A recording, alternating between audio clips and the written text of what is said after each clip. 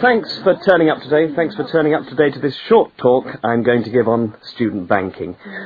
Many of you are unfamiliar with the way banks work in this country, and today's talk should just give you a few starting points. I will, of course, answer any questions at the end.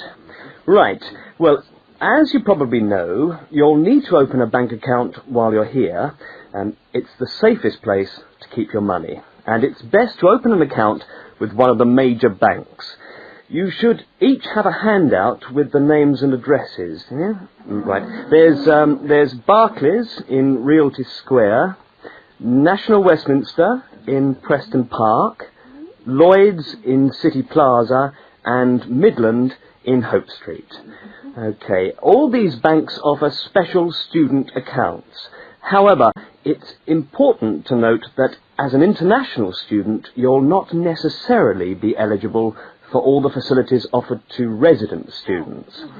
Now, as an international student, you will need to provide evidence that you can fund yourself for however long your course lasts. Banks have different policies, and the services that they'll offer you will depend on your individual circumstances and on the discretion of the bank manager involved. So it's a matter of going there and finding out about your own particular situation. Right. When you do go to open a bank account, you should take some documentation with you. I've already mentioned that you must be able to support yourself. In addition to this, most banks ask you to bring your passport and your letter or certificate of enrolment. Okay? Now, by far the most useful type of account to open is a current account. When you do this, you will actually get what is called a student account, which is a current account with special concessions for students. When you open the account, the bank will give you a checkbook, and you can use this to draw money out as you need it. If you need to write checks in shops, you'll also need a check card. This is really an identity card, which guarantees that correctly written checks up to the value stated on the card will be honoured by the bank. Okay?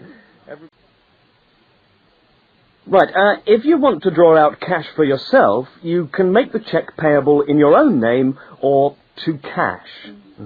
You can also withdraw cash from a cash point machine with a cash card. Now, these are extremely useful as they enable you to withdraw cash from your account during the day or at night. There is also another card called Switch or Delta, and you can use this to pay for things in shops. It takes the money right out of your account, so you don't need your checkbook. Now, you may want to take more money out of the bank than you have in it. This is called having an overdraft. Be very careful with this. You should not do this without permission from your bank. Overdrafts usually incur charges, though some banks offer interest-free overdrafts to some students. But find out before you get one, right? Well, that just leaves opening times. When can you go? Banks used to be open from 9:30 a.m. until 3:30 p.m. from Monday to Friday.